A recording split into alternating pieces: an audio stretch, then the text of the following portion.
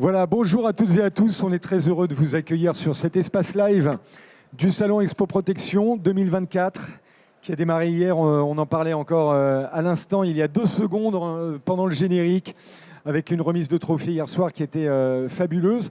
On va commencer cette matinée en parlant d'IA avec nos 2 invités. Bonjour à tous les deux. On excusera Jean-Baptiste Bernicot qui a hélas qui a le Covid et qui n'a pas pu se joindre à nous. Vincent Auvray, bonjour. Donc vous êtes, bonjour. Vous êtes directeur, président de Fastpoint. Vous êtes le fondateur. Oui, tout à fait. Oui. Voilà, on va parler de votre solution. Et Nicolas Thureau, bonjour. Bonjour. Vous êtes directeur QSE du groupe EJ, donc secteur construction. Vous allez nous parler de ce groupe. D'ailleurs, en intro, vous allez nous présenter ce groupe EJ qui est présent sur plusieurs secteurs. Oui, alors nous sommes un groupe familial basé en Sarthe, basé au Mans, dans le domaine essentiellement du BTP, de manière large. On a 11 sociétés, plusieurs dans le gros œuvre, dans la plomberie sanitaire, dans la préfabrication. En tout, c'est à peu près 550 collaborateurs. Et on a la particularité d'avoir une entreprise, Sadrin-Apin, qui est une entreprise qui a une certification sécurité MAS, qui est une certification assez élevée, on va dire, en termes de sécurité, et qui a des donneurs d'ordre assez exigeants. Mais ce qui nous va bien, parce que ça nous permet d'avancer en sécurité et puis surtout de protéger nos collaborateurs. Et quand je parle de clients exigeants, je pense à Total Energy, Air Liquide, Aéroport de Paris, voilà. Et donc, on a rencontré Fastpoint maintenant il y a à peu près 6-8 mois et c'est ce qu'on vient vous parler aujourd'hui. Alors, on va évoquer cette relation très fructueuse finalement entre une belle PME comme la vôtre et puis un offreur de solutions, une start-up qui innove, qui amène aujourd'hui des applications efficaces, pragmatiques sur le terrain, notamment de l'intelligence artificielle, puisqu'il s'agit de décrypter un contexte, des mouvements, des situations. Parlez-nous de votre solution, Vincent, et puis de cette histoire, comment la solution est née. Merci. Donc Fastpoint, c'est une société que j'ai créée en 2016 à l'issue d'un essaimage technologique d'un grand groupe industriel qui s'appelle Orange Labs. Donc moi, je suis issu du domaine des télécoms et du domaine de l'innovation au service des entreprises. En 2016, Fastpoint a démarré ses activités dans le domaine des transports notamment. Et autour de 2020, on a démarré des travaux de R&D sur l'intelligence artificielle qui devenait, j'allais dire, la thématique technologique un petit peu d'avant-garde. Bien sûr. Et ce, pour une utilisation au service de l'industrie, mais surtout au service d'une problématique bien spécifique dans l'industrie, qui est celle de l'accident, des accidents au travail, accidents aux personnes. Et donc, on a lancé un programme de recherche et développement en plein milieu du Covid, pour dire l'origine du sujet. Et après 3 ans de recherche-développement, de test and learn et d'expérimentation, bien effectivement, on a eu entre les mains donc un produit, une solution même, qui s'appelle SecuriSpot, qui permet effectivement la détection de situations à risque dans l'industrie sur des zones de production. Ça se matérialise par un boîtier qui est ce boîtier bleu sur le côté gauche de l'écran. Alors, j'essaie de ne pas me tromper. et donc, l'ensemble des situations à risque et des situations de danger qui sont aujourd'hui détectées sont par exemple la présence d'un opérateur qui aura fait une chute ou un malaise qui est au sol, la détection des équipements de protection ou en tout cas le défaut d'équipements de protection sur certains opérateurs qui serait un petit peu négligent, le risque de collision entre opérateurs piétons et véhicules engins de chantier, et la détection d'opérateurs présents dans des zones d'exclusion, dans des zones de danger où ils n'ont rien à faire, qu'elles soient statiques sur le chantier ou dynamiques, comme par exemple peuvent l'être les zones liées à la manutention de charges lourdes et donc qui sont, j'allais dire, liées au déplacement de ces charges lourdes. Et là, il y a un vrai risque aux personnes, un risque létal aux opérateurs qui viendraient à être trop proches de ces charges. Et donc, le système FastPoint a cette capacité à voir, à analyser en temps réel ces situations par le biais de capteurs de vision, et notamment de vision stéréoscopique, on pourra y revenir, et d'alarmer en une fraction de seconde l'ensemble des opérateurs du chantier, de sorte à ce que le niveau de vigilance soit augmenté à ce moment-là, parce que c'est à ce moment-là qu'il y a un risque d'accident, et ce par le biais de signaux lumineux. Donc chacun de nos boîtiers est coiffé d'un gyrophare qui apporte une information lumineuse d'un danger imminent, et il nous est possible d'ajouter à cela signaux sonores. Signaux sonores, est-ce qu'on peut également aussi avoir peut-être un envoi de messages instantanés sur une messagerie, sur un téléphone Alors l'ensemble de ces alarmes produites en temps réel, donc ça c'est le côté système d'alarme, j'allais dire, pour la prévention, sont agrégés, transmis. Vous voyez des antennes donc, qui sont transmises par le réseau data mobile vers un portail d'accès, un portail de supervision qui donne à voir à nos clients l'ensemble des statistiques d'alarme, d'usage de chacun de ces boîtiers. Et ça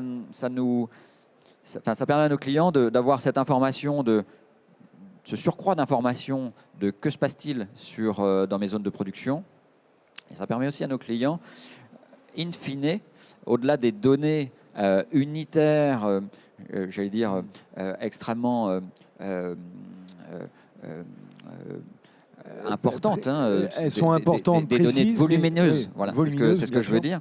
Donc, on a mis en œuvre de la même manière un autre outil qui permet d'analyser ces données volumineuses, bien sûr, a posteriori, et d'en tirer des grands principes. Par exemple, la solution in fine a la capacité de dire les équipements de protection ont été moins bien portés ou moins respectés entre 10h et 10h30 le jeudi, de toutes les semaines. Donc c'est l'idée de savoir distinguer et déterminer des défauts récurrents qui, on le sait, ces défauts récurrents amènent à des situations d'accident.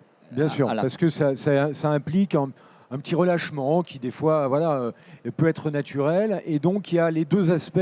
Il y a à la fois l'alarme en temps réel. Exactement. Je constate une situation qui est à risque et je donne l'alarme. Et il y a aussi toute cette masse de données quotidiennes. Et des recommandations métiers. Voilà. Oui. Alors, sur ce point, je pense que c'est quelque chose d'important parce que aujourd'hui, dans les systèmes qui existent, il y a d'autres systèmes qui existent qui sont plutôt de la photo et de l'analyse après. C'est plutôt assez mal vécu par les collaborateurs. Oui. Parce qu'en plus, il n'y a pas de rôle de prévention de l'accident. On agit après. Et ils se sentent pénalisés parce qu'on les voit sur une photo et on leur dit c'est pas bien ce que tu as fait là. Et donc c'est souvent mal vécu par eux. C'est toujours quelque chose assez tendu entre le salarié, nous et puis notre client. Bien sûr, ça se comprend parce qu'on n'a pas envie d'être filmé, d'être photographié en permanence sur le lieu du travail pour dire tiens à 10h15 tu n'avais pas ton casque. Exactement, mais c'est aujourd'hui des systèmes qui sont quand même pas mal utilisés. Et donc, l'avantage de ce système-là, c'est que là, on est vraiment dans une démarche de prévention, parce qu'on va alerter le salarié de sa situation dangereuse à l'instant T, il va pouvoir se sécuriser. Et donc, je pense que ça, au-delà de la sécurité à l'instant T, qui est réelle, ça a aussi un vrai rôle pédagogique pour changer et casser des habitudes que peuvent avoir certains de nos collaborateurs par rapport à des risques qu'ils ne voient plus. Je prends l'exemple de notre métier dans le bâtiment. On a des gens qui travaillent à proximité des pelles, ce qu'on appelle des suiveurs, et c'est normal. Charges lourdes. Ou sous les charges lourdes. Et en fait, tout le monde prend l'habitude d'être à proximité de ces engins-là. Et tous les ans, il y a des accidents malheureusement mortels dans le domaine du BTP à cause de ces chocs et ces collisions. Et donc là, ça permet de rappeler ce risque important et que progressivement, le salarié il va pouvoir prendre l'habitude de dire « je suis dans une zone anormale et je ne dois pas être dans cette zone-là ». Alors, on peut faire aussi une petite distinction, c'est pour ça que vous évoquez ça, Nicolas, de dire que par rapport au collaborateur qui est sur le terrain, on est dans de l'analyse en fait de mouvements, de l'analyse biométrique, de la reconnaissance finalement d'équipements, de mouvements, de positions. On n'est pas dans quelque chose de très précis. Je prends une photo et je reconnais les gens, etc. Oui, tout à fait, oui. Alors, on n'est pas dans la biométrique. Hein. Vous citez la biométrique. Oui, on n'est pas encore là-dedans. On n'est pas là-dedans. Mais... On n'est pas dans la reconnaissance faciale non plus. Ce n'est pas tout l'objet. Voilà. On est dans la détection de situations, comme vous le dites, qui sont des situations accidentogènes. Comme par exemple, on le voit ici, des personnes qui ne portent pas leurs équipements de protection. On le voit sur la photo en haut. Des opérateurs qui circulent dans une zone, comme on la voit en rouge, dans une zone qui est une zone d'exclusion et où ils n'ont rien à faire. Des opérateurs qui se situent à proximité d'un engin, un opérateur au sol. Bon, tout ça, ce sont des situations où les opérateurs ne sont pas reconnus.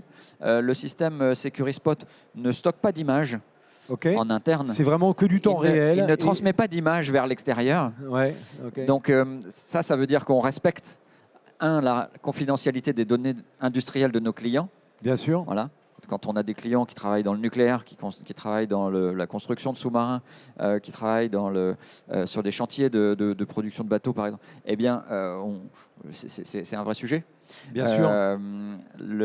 Et petit 2, on respecte effectivement la RGPD, tout ce qui concerne la donnée personnelle, et à commencer par le visage des opérateurs. Et donc, ce que l'on garde dans notre process, c'est effectivement ces alarmes, qui sont des alarmes anonymes, dont on connaît l'heure, le lieu, et dont on connaît la nature de l'alarme. Le type de situation. Le type de situation qui a été détecté. Et vous avez, j'imagine, un panel de critères. Oui. Tiens, voilà, on est sous une charge lourde, on est à proximité de tel équipement, etc. etc. Tout à fait. Donc vous avez tous ces critères-là et vous allez pouvoir, en fin de journée ou en fin de semaine, faire un reporting un peu détaillé en disant, voilà, cette semaine, il y a eu tant de cas qui ont été remarqués. C'est exactement ça. Sur ces cases. C'est exactement ça. Et ces rapports d'analyse sont suffisamment étayés. Ouais. Alors certes, au sens de la donnée pure, brute, une alarme à telle heure, comme je le disais, qui concerne 2 personnes qui ne portent pas leurs équipements et pendant 20 secondes à tel endroit, bon, ça va, on est à ce niveau de détail. Mais une fois qu'on a les milliers et les milliers de lignes concernant ces différentes situations, eh bien, il est nécessaire de les analyser. Et Bien alors, sûr. l'objectif, ce n'est pas de donner un surcroît de travail à notre client. Voilà les données, débrouillez-vous. Alors c'est ça qui est vraiment, je pense, bien, c'est qu'on reçoit une listing de données qui permet de voir vraiment les situations sur lesquelles on doit travailler, qui permet aussi, puisque c'est de l'intelligence artificielle demain, de faire progresser l'outil. Et donc voilà, c'est vraiment très important parce qu'il n'y a rien du tout qui va, alors nous surtout sur nos chantiers où on a 15, 20 salariés. Voilà, on ne sait pas si c'est Paul, Jacques, et ce n'est pas ce qui nous importe. Ce qui nous importe, c'est de faire progresser l'équipe, d'enlever les situations dangereuses. Et puis, voilà, les entreprises qui ont aussi des cultures sécurité développées, normalement, on ne reçoit pas des listings très très longs. Hein, les situations dangereuses de non-port de pays, d'une rentrée dans une zone dangereuse, normalement, elles se doivent d'être respectées. Voilà, on voit qu'il y a quand même, on sait qu'il y a certaines choses qui sont aujourd'hui encore difficiles pour nos collaborateurs. Et là, moi, je vois aujourd'hui plutôt comme un outil pour aider nos collaborateurs à prendre conscience de risques. Et ça, c'est peut-être quelque chose qu'on ne voit pas au préalable de l'outil, de cet outil-là FastPoint, parce qu'on se dit ça va nous alerter. Mais je pense qu'il a un vrai rôle pédagogique pour nos équipes. Oui. Et c'est aujourd'hui ce que je vois avec la mise en place qu'on a sur notre chantier. Et voilà, ça fait, c'est une aide au management direct. De transformer finalement cette analyse de contexte et en un outil au service des gens qui travaillent finalement, parce que c'est pour leur bien-être. L'objectif final, c'est de se dire, tiens, soyons vigilants, resserrons un peu les boulons, parce que là, il y a eu, soit pour du rush, soit parce que les conditions climatiques, etc., peu importe, mais il y a eu un petit peu de relâchement, resserrons les boulons, comme ça, C'est complètement ça, et c'est vraiment parce qu'en plus, on va pas se mentir, hein, l'IA, c'est quelque chose qui peut faire peur encore aujourd'hui, surtout dans notre domaine, nous, du BTP, où c'est encore pour le compagnon assez éloigné. Mais au final, nous, pour être chez des clients qui ont deux systèmes, hein, les systèmes photo, analyse 15 jours après, et puis celui-ci, quand on l'a mis en place, quand on a expliqué, ça a posé zéro problème. Quand ils savent qu'il y a une caméra qui les surveille en permanence, ils ne savent jamais s'ils font quelque chose de bien, pas bien, et au final, bon, ça a des fois des vertus pédagogiques aussi, hein, mais là vraiment, on a eu une acceptation des équipes qui ont été formidables. Voilà, et ça, c'est quand même clé que les équipes sur le terrain acceptent, parce que ce n'est pas le tout de s'équiper d'une solution. Si derrière, ça crée un malaise, les gens refusent, les gens tout d'un coup changent de méthode de travail, c'est compliqué. Alors que là, ça permet d'avoir un outil qui s'installe de façon transparente, dans la sincérité, voilà, avec les collaborateurs, en leur expliquant comment ça marche. Tout à fait, oui. Ça, c'est très vertueux. Si je reviens à sa tête, à cet outil, il est vrai qu'on l'a conçu, on l'a designé pour ne pas ressembler à une caméra de surveillance. Absolument. Là, je suis plutôt sur un outil justement qu'on a sur les chantiers. Voilà, c'est une borne. Voilà, c'est une borne. Exactement. Et donc, d'un point de vue perception des équipes sur le terrain, ça change un peu. En tout cas, ce sont des verbatims que certains de nos clients nous ont indiqués. C'est que l'outil, enfin, le capteur, le boîtier, n'a pas une tête de caméra de surveillance, ce qui change un petit peu la donne. Bon, alors, ça ne change pas tout, mais ça change un petit peu la donne. Complètement.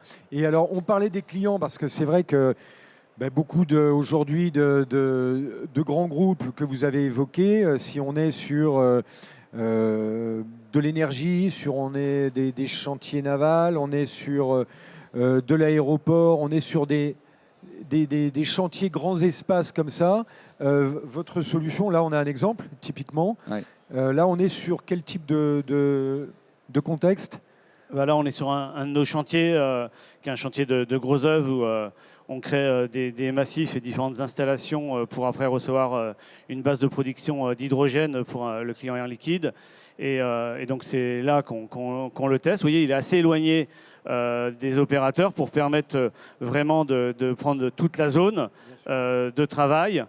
On l'a mis à la sortie de la base vie, donc du bureau du chef de chantier. Donc les collaborateurs, ils passent juste devant tous les matins, à chaque pause, etc. Donc le but, c'est pas de le cacher, au contraire, pour qu'il rejoue ce rôle de prévention. Et il couvre l'ensemble de notre chantier, donc c'est plutôt très positif. Un système, on le voit, qui est très léger, qui peut s'adapter à tout. Il suffit juste de dupliquer le nombre de bornes. Exactement. C'est ça, et après elles sont reliées entre elles. Comment ça se passe ? C'est autonome en termes de système ? Oui, le système est autonome. Il n'y a aucune intrusion avec un système d'information de nos clients. Le système est tout en un. Okay. Il a besoin d'un peu d'électricité, donc on peut lui amener par le biais d'une batterie. On le voit là, là, il doit y avoir un groupe électrogène, j'imagine, sur le. Non, là, il y a une arrivée électrique. Sur nos chantiers, aujourd'hui, on a presque tout le temps des arrivées électriques sur ce type de chantier. Donc, néanmoins, si les arrivées électriques ne sont pas présentes, on peut amener un groupe électrogène, on peut amener des batteries sèches. Et les boîtiers sont, comment dirais-je, autonomes à la fois en termes de connectivité, en termes de résilience aux attaques cyber, en termes de détection des situations à risque. L'intégralité de la partie intelligence artificielle est hébergée à l'intérieur de chacun de ces boîtiers. Donc on est sur, pour ceux qui connaissent l'intelligence artificielle, on est sur des systèmes d'intelligence artificielle edge, comme on les appelle, c'est-à-dire que l'ensemble de l'intelligence est sur le terrain. Voilà. Ce qui permet de garantir effectivement la confidentialité des données, parce que ces données, elles ne sortent pas de ces boîtiers. Et donc, pour chacun de nos clients, là, on est vraiment dans un système ouvert, mais lorsqu'on est indoor, enfin dans des locaux, alors notre collègue d'IDEA, notre client d'IDEA aurait pu vous en parler. Là, chez eux, ils sont effectivement dans un entrepôt et ils ont maillé leur entrepôt pour superviser et détecter des situations à risque dans différentes parties de cet entrepôt. Une partie concerne une travée à l'intérieur de laquelle circule la majorité des opérateurs, que ce soit avec des engins, que ce soit piétons, que ce soit avec des 38 tonnes pour l'acheminement, la livraison la et la livraison, logistique. Voilà. Donc, un Securispot pour cet espace-là, puis un autre Securispot pour tout ce qui concerne la manutention de charges lourdes. Et donc, ce Securispot, il est fixé à un pont roulant, pour le coup. Et donc, il se déplace à l'intérieur sur l'ensemble de l'entrepôt par le biais du déplacement de ce pont roulant. Et il supervise effectivement toutes les activités, toute la coactivité qui se trouve sous la poutre de ce pont lié à la manutention. Parce qu'évidemment, on peut le placer n'importe où. Enfin, on peut le fixer. On voit avec la taille du boîtier, ça peut se fixer effectivement sous un pont roulant. C'est intéressant parce que du coup, il est dans la situation. Là, il va détecter vraiment tout ce qui peut se passer en dessous. Il détecte les opérateurs, il détecte toutes les situations à risque et il détecte surtout les charges aussi de manière autonome et ce de sorte d'identifier ce que l'on citait tout à l'heure, donc cette zone de danger autour de la charge lourde qui est un vrai risque et un vrai enjeu bien sûr, de sécurité. Parce que dans le BTP, dans ce qu'on a évoqué, l'industrie, l'énergie, les accidents du travail, j'avais travaillé pour EDF hydraulique, c'est un peu la hantise, on se dit tout mais pas ça, quoi, quelque part, parce qu'on a les gens sur le terrain, des fois avec des cadences de travail assez denses. Et donc, il faut tout le temps avoir à l'esprit les règles de sécurité, les respecter, parce que c'est ça qui permet justement de jamais avoir d'accident. C'est un peu le... Oui, et puis je pense que ce système-là, il permet de prévenir des accidents qui peuvent avoir des conséquences graves. Bon, évidemment, tout accident peut avoir des conséquences importantes, mais quand on parle de choc avec des engins, de charge... une personne sous une charge, on sait que la gravité peut être importante et que aujourd'hui c'est une source d'accidents mortels, entre autres dans le domaine du BTP, qui est importante. Donc c'est vrai qu'il a ce vrai rôle de nous sécuriser sur des risques importants. Et comment s'est fait la rencontre ? En fait, est-ce que vous cherchiez une solution ? Nicolas, c'était... Non, nous, on essaye d'être en veille. On est, comme je vous disais, une entreprise familiale. Pour nous, c'est important qu'on teste des nouveaux systèmes, qu'on avance en sécurité, qu'on soit aussi au rendez-vous de l'IA et des solutions de l'IA. Donc, l'idée, c'est de se dire, on teste des solutions de l'IA qui peuvent être en sécurité, qui peuvent être dans d'autres domaines. Et on a rencontré FastPoint lors d'une réunion avec l'OPP-BTP. Et on s'est dit, ça peut être intéressant sur certains de nos chantiers. Et je dirais que tout de suite, l'idée a été de se dire, dès qu'on a un chantier où on va avoir l'opportunité de le faire, on le fera avec vous, on le fera ensemble, avec un objectif de progresser ensemble, de se dire on teste. L'idée, c'était un peu du partenariat. Nous, on est une entreprise, je vous dis, familiale, où le partenariat est important. Et donc, l'idée, dès le départ, ça va être fin d'année dernière ou tout début de cette année où on s'est vu. Il fallait attendre quelques évolutions de FastPoint pour que nous, il y ait un intérêt sur le BTP. Et puis vraiment, l'idée, on l'a construit ensemble. Et dès qu'on a eu cette opportunité de chantier, on a lancé le test. Ok, pour vous, c'est fabuleux parce que ça fait progresser le produit. Vous avez dit 3 ans de R&D. Oui.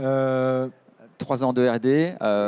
Maintenant que la solution elle est mature, il faut la faire évoluer peut-être en fonction des contextes, en fonction des spécificités. Il faut affiner par industrie. Donc là, on est dans le BTP. On a affiné de la même manière pour l'industrie de la logistique, des cas d'usage bien précis. On a affiné de la même manière le produit pour tout ce qui concerne la construction navale. Et c'est l'idée de rendre effectivement ce produit le plus opérationnel possible et le plus utile. On parle d'utilité et d'une proposition de valeur qui soit atteinte. Voilà, j'imagine qu'il y a une partie programmation quand même dans les capteurs. Il y a une partie programmation en fonction, comme vous évoquez, du contexte, des situations à relever. Donc c'est là qu'intervient aussi l'intelligence artificielle. La machine, elle apprend, on lui dit tiens, tu vas changer, au lieu de mettre ça, tu vas mettre ça, bim. La machine, elle apprend, alors on lui apprend. Donc c'est un travail de longue haleine qui nécessite un niveau d'expertise extrêmement élevé, de sorte de réussir à bien détecter les choses, de sorte d'avoir un apprentissage performant et surtout un apprentissage qui sache fonctionner à l'intérieur de ces boîtiers pour respecter, comme je le disais tout à l'heure, la confidentialité des données. On aurait pu faire les choses autrement, avoir des analyses a posteriori, enregistrer des vidéos, les envoyer dans le cloud. Enfin, il y a des gens qui font des choses et qui le font très bien de cette manière. Nous, on a pris le parti d'une solution qui amène cette valeur ajoutée du respect de la confidentialité des données et du respect de la RGPD, et ce, dans un outil, dans un boîtier qui soit déployable et déployé sur les sites industriels eux-mêmes et en toute autonomie. Le système, il s'est même alerté lorsqu'il n'a pas de réseau, pour vous dire. Offline, ce système sait détecter une situation à risque. Et on sait que dans l'industrie, c'est relativement fréquent. Il y a souvent du offline. Il y a souvent du offline quand on est dans la montagne, on fait un chantier. Voilà, ça existe. Bon. Et donc le système, il est résilient. Hein. Moi, je vous ai dit en préambule que je venais de chez Orange et je sais à quel point le réseau data mobile n'est pas homogène. Hein. Il est totalement hétérogène et donc la qualité de service sur ce réseau data mobile est, on peut pas s'y fier, quoi. Ce qui fait que pour un outil de prévention des accidents, on ne peut pas se cacher derrière excusez-nous, il n'y avait pas de réseau à ce moment-là, quoi. Ah oui. Donc on sait dommage, pas. Hein. Ah, mince. C'est dommage. Donc on a commencé, ça c'était le petit 1 de notre spécification fonctionnelle, quoi. Bien sûr. Comment on fonctionne de façon autonome, sans réseau, qu'on puisse envoyer un signal. Donc ça, c'était, et du coup, j'imagine que ça vous a servi toute votre expérience chez Orange. Vous aviez toutes les clés technologiques, on va dire, pour dire tiens, voilà comment on peut faire. Il y avait quand même. Alors, on avait des projets, enfin des projets antérieurs et des expériences, oui, à la fois sur l'IoT, sur la vision, un petit peu sur l'IA. Bien sûr. Je vous ai dit, ces caméras disposent de capteurs qui sont des capteurs de stéréovision, des capteurs 2D, mais aussi des capteurs 3D. Et donc, ils produisent certes des images, mais ils produisent aussi des nuages de points, c'est-à-dire une représentation métrologique de l'ensemble de la scène, de ce qui est filmé. Et donc ça nous permet d'amener dans nos cas d'usage et dans notre détection, et je vais revenir ici, eh bien, toute cette géométrie spatiale. Bien sûr. Un peu comme le LIDAR. Le LIDAR exactement. aussi, qui va cartographier tout un espace avec des nuages de points et faire évoluer les points. Tout à fait. C'est le même principe, mais au service, pour le coup, de la prévention des risques. Comment ça s'est passé chez vous, en même temps, vous êtes une boîte, vous l'avez rappelé, une boîte familiale, une entreprise familiale. Tiens, on a envie, l'innovation, ça fait partie de vos, on va dire, de vos envies un peu permanentes, de dire tiens, allons-y. Et donc, enfin, c'est pas une question d'aide, c'est une question de collaboration fructueuse. On a le truc, on va le tester. C'est complètement ça. On a créé au sein de notre groupe un rassemblement de personnes sur l'innovation, un groupe d'innovation, un Labinov. Dans ce cadre-là, moi, je vais intervenir auprès de notre Labinov sur cette solution-là. Bien sûr. Et voilà, l'idée, quand on les a rencontrés, c'est de se dire peut-être que ça sera super, peut-être qu'il y aura des doutes, peut-être que ça ne sera pas bien. On est plutôt sur le point 1 aujourd'hui, hein. Mais on teste. On n'avait aucune exigence client. Le client, on a été lui dire on a cette solution-là, on la mettra en place. C'est nous qui prenons évidemment la charge du coût. L'idée, c'était de tester. Je vous dis, c'est aussi important. Au-delà de ça, ça démontre à nos collaborateurs qu'on essaye de mettre en place des choses pour avancer en sécurité pour eux, d'être acteur de l'IA, d'être acteur d'aider une start-up qui avait aussi, je pense, besoin de tester son système sur chantier. Et depuis qu'on l'a en place, depuis qu'il est sur ce chantier-là, on a eu déjà des évolutions de l'outil pour éviter, par exemple, des fausses alertes, des choses comme ça. Et donc, voilà, l'idée, c'était on joue le jeu, c'est aussi notre rôle en tant que TI. D'aider une start-up dans le domaine de la sécurité avec de l'intelligence artificielle. Ça cochait un peu beaucoup de cases qui nous font plaisir chez nous. Bien sûr, et on le voit aujourd'hui que cette collaboration, elle est presque nécessaire. Aujourd'hui, il faut réfléchir, il faut avancer comme ça en se disant, tiens, nous, on a voilà, tout un contexte, comment on peut faire mieux? Il va falloir agréger des briques. C'est un peu ce qu'on voit avec, sur Vivatech, avec les grands comptes et toutes les startups qui viennent là. Aujourd'hui, et on le voit même sur ce salon, hein. Hier, on avait des solutions, des startups qui viennent avec leurs solutions, soit d'alarmes, soit d'outils, qui vont travailler avec les collectivités. Il y a ce côté, voilà, travaillons main dans la main. Exactement. Voilà, nous, on a des sujets, vous apportez une solution. C'est notre deuxième partenariat avec des startups dans le domaine de la sécurité cette année. Et on considère, en tant que TI, qu'on a un rôle à jouer, qu'on ne peut pas non plus regarder, parce que face à nous, on a les grands internationaux du BTP. Donc, on ne peut pas regarder eux faire des choses et nous pas les faire. Donc, c'est aussi important qu'on avance dans ces domaines-là. Et donc, voilà, c'est vertueux pour tout le monde. Et ça permet d'avoir une entreprise dynamique et qui avance. Complètement, et c'est peut-être des fois plus facile dans une ETI comme la vôtre que dans des grands monstres où la décision, va y avoir 18 décisionnaires. Exactement, nous ça s'est passé protocole. Avec le directeur général de Sardin Rapin, moi et on y go et on y va, c'est tout simple. Ça, carrément, ça aide. Oui, tout à fait. Vous parliez des salons, effectivement, vous citiez Vivatech, donc on a fait les 2 dernières éditions Vivatech, où on a été exposant. On est cette année sur le salon Expo Protection. On revient donc je l'ai cité, Vivatech. On est aussi cette semaine sur le salon Euronaval, donc en même temps que Expo Protection, mais pour le coup au nord de Paris.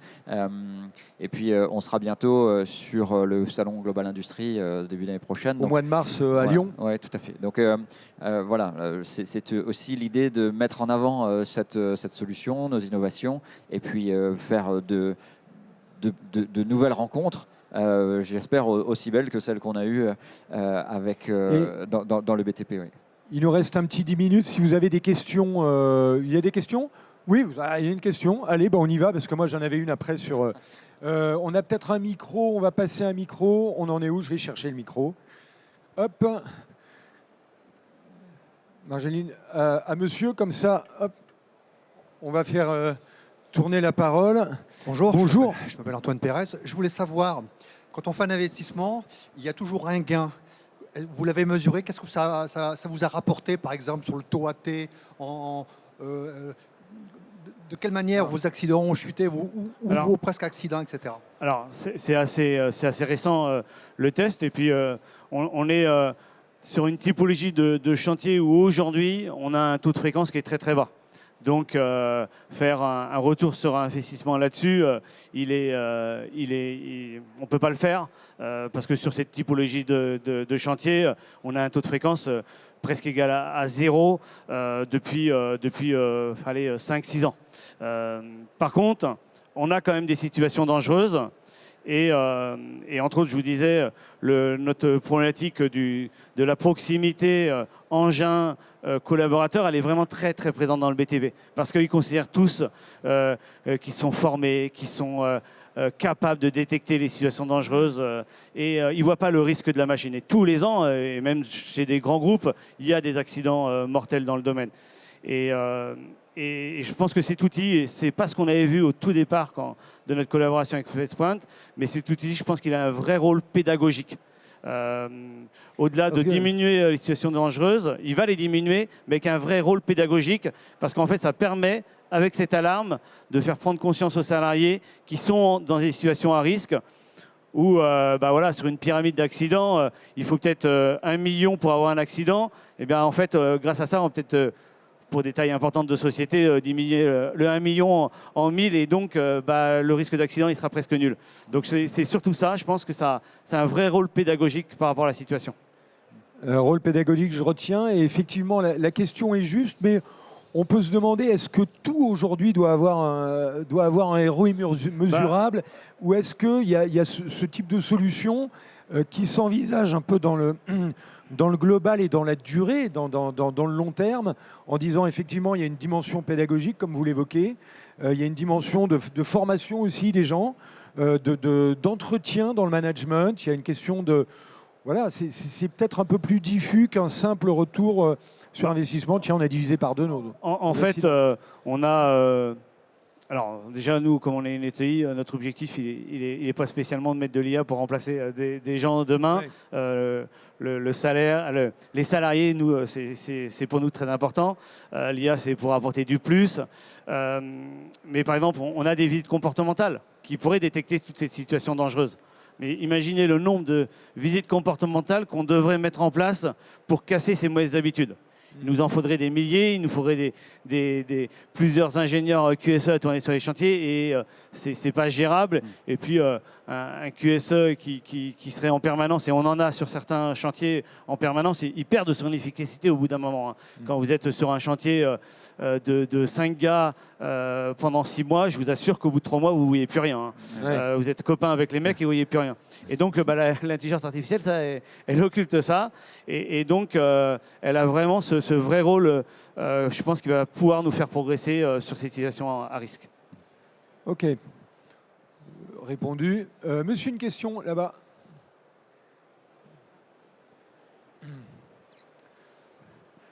Bonjour, Kevin Dailey. Une question sur les faux positifs. Vous êtes capable de mesurer le pourcentage détecté ? Oui, tout à fait. Oui. Alors, nos modèles sont entraînés et sont benchmarkés de sorte d'analyser effectivement ces faux positifs sur des datasets de tests.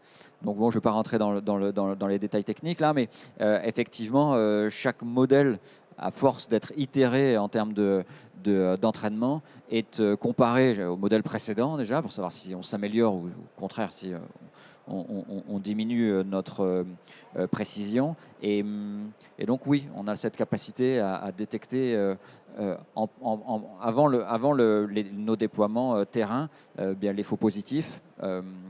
Ça c'est c'est un point crucial de toute pipeline de deep learning aujourd'hui, quoi. Monsieur, le micro arrive, voilà. Bonjour. Oui, bonjour. Je voulais savoir, SecuriSpot, c'est quoi les fonctionnalités, la vision à 3 ans sur l'évolution ? Alors, la vision à 3 ans sur l'évolution pour la société FastPoint, c'est effectivement on parlait du retour sur investissement tout à l'heure. Hein. Donc nous, on a investi. Hein, je parlais de la R&D depuis ces dernières années. Donc on attend un retour sur investissement, bien entendu, sur la distribution de ce produit à l'échelle nationale, à l'échelle internationale. On s'aperçoit qu'il y a des acteurs, et ils étaient félicités hier sur les awards, qui sont des acteurs internationaux. Donc cette problématique de l'accidentologie et de la détection des accidents, ou en tout cas des presque accidents au travail, eh bien, elle est transverse. Donc il y a de la place pour tout le monde en fin de compte, avec des situations, des propositions et des produits qui ne sont pas 100% identiques, qui ne sont pas 100% sur les mêmes business models, ou qui ne sont pas exactement conçus de la même manière. Et donc, chacun a sa place. C'est un marché qui est ouvert. FastPoint trouve sa place, et c'est une des raisons qui nous font bouger et qui nous animent. Voilà. Qui vous porte au quotidien. Oui. Ça, c'est bien parce qu'effectivement, on peut aussi parler, puisque c'était dans le titre de la thématique, l'IA, il faut un peu démystifier. Il y a énormément d'usages. L'IA, c'est une nébuleuse avec beaucoup d'applications. On a parlé, il y a des fois de la reconnaissance faciale. On peut avoir vraiment énormément d'usages. Là, on est sur de l'analyse, de l'entraînement. Il faut se dire que c'est une intelligence qu'on entraîne à quelque chose. Oui, tout à fait. Et donc là, quand c'est vertueux, quand on se dit, c'est de l'analyse de contexte et il n'y a pas on va dire, d'implication sur les RGPD, sur les données personnelles, les données REST, etc. Quand il y a un usage comme ça qui est bien bordé, qui est bien cadré et qui a un usage qui est très précis et qui est efficace, finalement, l'IA, c'est une amie et ça sert à nous augmenter quelque part. Oui, c'est exactement ça. Ah, C'est ce qui était dit tout à l'heure. C'est l'idée d'automatiser un process qui est un process extrêmement précis, qui est celui de savoir si un opérateur qui passe là dans cette zone spécifique, il a bien ses équipements de protection lorsqu'il arrive sur le chantier. Donc on pourrait mettre quelqu'un toute la journée, tous les jours de la semaine à faire ça. Et au bout d'un moment, il deviendrait copain avec tous les opérateurs. Et puis au final, il ne ferait plus ses petits codes barres. Enfin, il mettrait plus ses petits bâtons sur son cahier. Bien sûr, bien sûr. Bon, c'est ça l'idée, c'est d'avoir un outil, une espèce d'automate qui est plus d'intelligence que le 0 ou le 1, quoi. Hein, en tout cas, qui amène comme résultat d'un 0 à 1, mais avec une analyse qui est plus poussée de situations réelles, quoi. Tout à fait. Et surtout, qui connaît la nuance. Qui connaît les nuances. Et surtout sans prérequis. Parce qu'il y a des systèmes qui permettent de savoir si les opérateurs sont à proximité d'un véhicule, avec des bracelets, avec tout un tas de dispositifs dont il est nécessaire de s'équiper. Bon, si l'idée c'est d'identifier que des opérateurs ne sont pas équipés d'équipements basiques de protection, par exemple, on ne peut pas leur demander d'avoir comme prérequis pour la détection de porter un truc en plus, quoi. Ouais. Donc ça c'est important parce que en termes de Rex, un des majeurs du BTP a connu un accident mortel l'année dernière et c'était l'archi et le client qui sont décédés avec un coup de pelle. Et je pense qu'avant qu'on fasse mettre un brassard à l'archi et au client qui arrive sur le chantier, je pense que c'est pas gagné. Et en fait, l'avantage de cet outil-là, c'est que ça passe préalable là et le vrai danger, des fois il n'est pas nos compagnons, hein, il peut être toutes les visites extérieures qu'on peut avoir sur chantier, qu'on passe des fois ces niveaux de culture sécurité d'un chantier et là c'est vraiment le vrai avantage aussi de ce système-là. Carrément. Nous voilà au terme de cette table ronde. Dernière question, tout va bien, on a répondu, on a été clair. De très bonne solution à découvrir peut-être sur le salon ici. Vous êtes en quel On est sur le stand de Startup, alors pas le stand Startup Village Startup qui est juste devant nous, mais celui qui est dans la zone J. Et donc on vous y attend avec des démos produits, génial, des plaquettes et puis surtout nous. Voilà, l'humain avant tout. Bon, merci à tous les deux pour votre éclairage. Merci à vous d'avoir assisté à cette table ronde. Très bon salon. On se retrouve dans une dizaine de minutes et on va évoquer une nouvelle réglementation pour les activités de sécurité électronique. À tout de suite et merci à tous les deux. On peut vous applaudir.